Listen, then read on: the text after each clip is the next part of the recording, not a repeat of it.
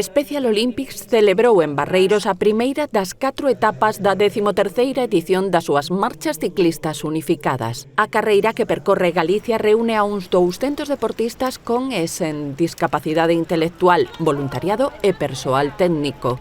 Os deputados de Recursos Sostibles, Francisco Cajoto, e de Medio Rural, Daniel García, acompañaron os participantes e a organización no desenvolvemento da proba que tenta dar visibilidade e promover a inclusión das persoas con diversidade funcional a través do deporte. Tras completar o traxecto de 19,5 km, o máis longo das 4 etapas, todos os corredores recibiron a súa medalla.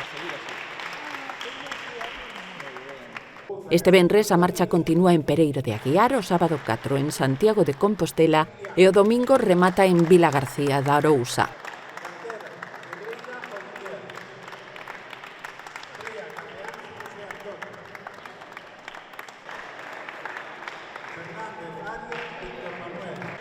Cada uno ya está.